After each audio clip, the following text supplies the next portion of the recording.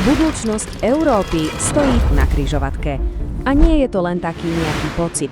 Niektoré naozaj dôležité strategické dokumenty hovoria o troch silách, ktoré by mohli náš kontinent zmeniť na nepoznanie. Toto je doslova priamy citát z najnovšej národnej bezpečnostnej stratégie Bieleho domu.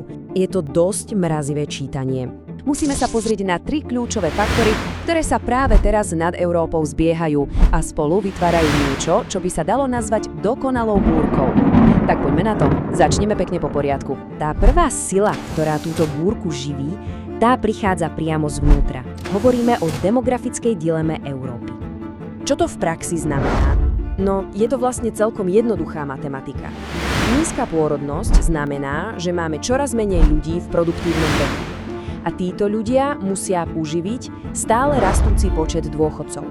A táto nerovnováha tá vytvára absolútne obrovský tlak na sociálne systémy, na dôchodky, na zdravotníctvo a samozrejme brzdí to aj ekonomiku ako takú.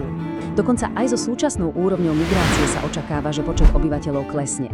A presne tu sa dostávame k takému zvláštnemu paradoxu. Na jednej strane máme tvrdé dáta, demografiu, ktorá v podstate kričí, že imigrácia by mohla pomôcť zmierniť tieto ekonomické tlaky. Ale na druhej strane, politická nálada v Európe sa otáča presne opačným smerom. Vidíme to všade, od Francúzska po Taliansko, strany, ktoré presadzujú prísnejšie hraničné kontroly, jednoducho získavajú na sile.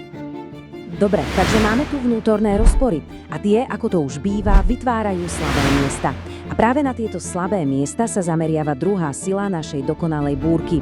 Poďme sa teda pozrieť na to, ako môžu byť tieto vnútorné napätia zneužité v úplne novom type konfliktu. A ten nový typ konfliktu, to sú tzv. Hybridné hrozby. Čo to vlastne je?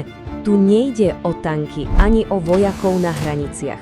Toto je skrytá, veľmi dobre koordinovaná snaha oslabiť spoločnosť pekne zvnútra. Presne v tom je tá zákernosť.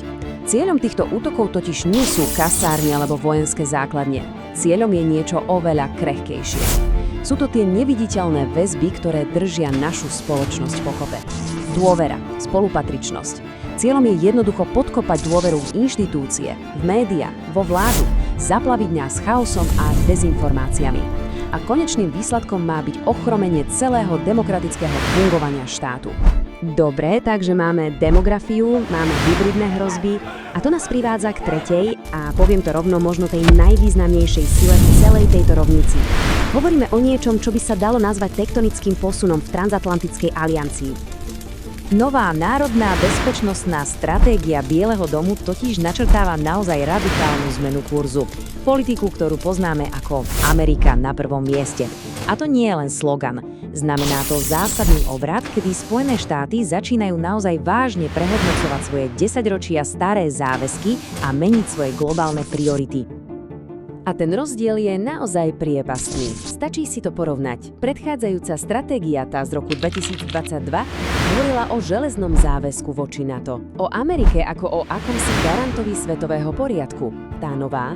No, tá je voči NATO, povedme, dosť nejednoznačná. A sústredí sa takmer výlučne na úzke americké záujmy. A čo je asi najviac šokujúce, otvorene hovorí o podpore vlasteneckých európskych strán, čo je teda absolútny odklon od tradičnej diplomacie. Padajú tam termíny ako civilizačné vymazanie Európy. A hovorí sa tam úplne jasne, že Spojené štáty už jednoducho nebudú niesť bremeno európskej bezpečnosti. A presne toto má byť to odôvodnenie, prečo sa celá americká politika mení. A toto všetko spolu, to je v podstate definícia dokonalej búrky. Ale existuje cesta vpred? Možno áno.